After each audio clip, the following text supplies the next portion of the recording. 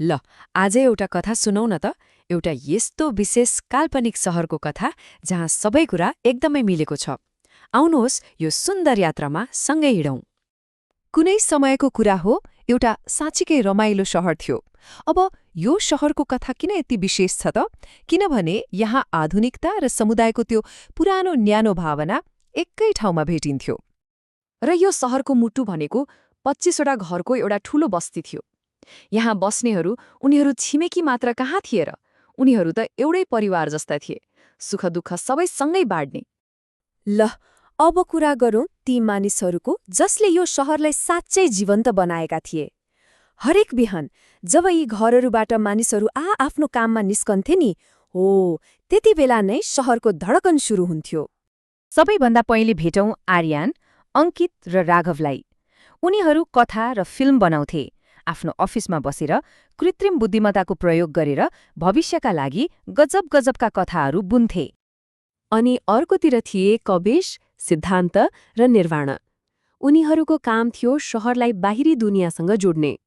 एयरपोर्टमा नेपाल एयरलाइन्सको लागि काम गर्थे उनीहरू, हरेक उडानलाई सुरक्षित बनाउने, हरेक यात्रालाई सहज बनाउने।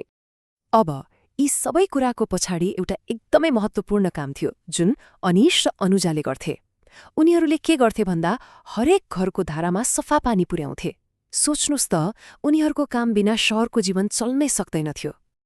अब यो शहरको सबैभन्दा गजबको कुरा के थियो भने नि, यहाँ सृजना र सेवा सँगसँगै हिँड्थे।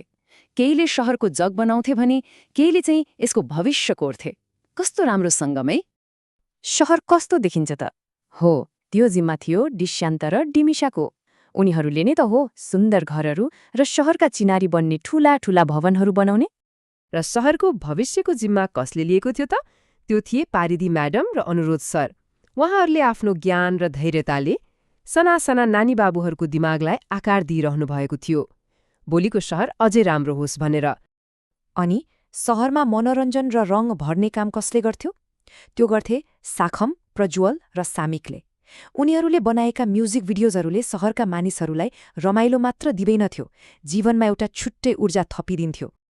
ल यो तालिकामा हेरौँ न त। यहाँ शहरको एउटा सानो झलक देखिन्छ।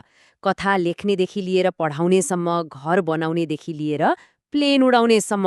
हेर्नुहोस् त कति फरक फरक काम, तर सबैको लक्ष्य भने एउटै थियो, आफ्नो शहरलाई सबैभन्दा राम्रो बनाउने। ओके, कामको कुरा त धेरै भयो। अब कुरा गरौँ काम सकिएपछि यो शहरको जीवन कस्तो हुन्थ्यो। किनभने शहरको वास्तविक सुन्दरता त साँझ परेपछि देखिन्थ्यो, जब सबैजना कामबाट फर्केर एकै ठाउँमा जम्मा हुन्थे। यो सहर बस्नको लागि एकदमै राम्रो ठाउँ थियो। किनभने यहाँ हिँडुल गर्न, खेल्नलाई प्रशस्त पार्कहरू थिए। परिवारसँग रमाइलो गर्नलाई एउटा चिडियाखाना पनि थियो। अनि सडकहरू सधैँ सफा र चिटिट। पसल र रेस्टुरेन्टहरू पनि आधुनिक थिए। र यो सफाइको कुरा छ नि, यो कसैले अहराएर गर्ने काम थिएन। शहरका हरेक मानिसलाई लाग्थ्यो यो मेरो सहर हो, मैले सफा राख्नुपर्छ। यो उनीहरूको साझा गौरवको कुरा थियो। त्यो बस्तीको दैनिक जीवनको एउटा लय थियो। बिहान सबैजना नास्ता गरेर काममा जान्थे, अनि दिउँसोभरि पुरै बस्ती शान्त हुन्थ्यो, खाली खाली।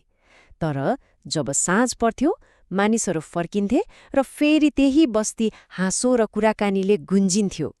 यही चक्रले जीवनमा एउटा स्थिरता दिएको थियो। ल हामीले यो शहरका धेरै पक्षहरू हेर्यौं, यहाँका मानिसहरू, उनीहरूको काम, यहाँको वातावरण। अब अन्त्यमा एउटा प्रश्न उठ्छ, यो शहर यति सफल हुनुको पछाडि वास्तविक रहस्य चाहिँ के थियो त? हो, यहाँ आधुनिक सुविधाहरू थिए, राम्रो जागिर थियो, सबै थियो। तर के यतिले मात्र कुनै शहरलाई साँच्चै विशेष बनाउँछ र? बनाउँदैन। यसको वास्तविक शक्ति त अर्कै कुरामा लुकेको थियो। र त्यो रहस्य थियो सामूहिकताको भावना। यहाँ हरेक व्यक्तिले आफ्नो काम मात्र गरिरहेको थिएन। उनीहरूले जानी नजानी सबै मिलेर एउटा ठूलो, सुन्दर चित्र बनाइरहेका थिए। हो, यही सामूहिक प्रयास नै यो शहरको आत्मा थियो। र जब सबैजना यसरी एकसाथ मिलेर अघि बढे, तब यो शहर केवल इँटा र ढुङ्गाको थुप्रो मात्र रहेन।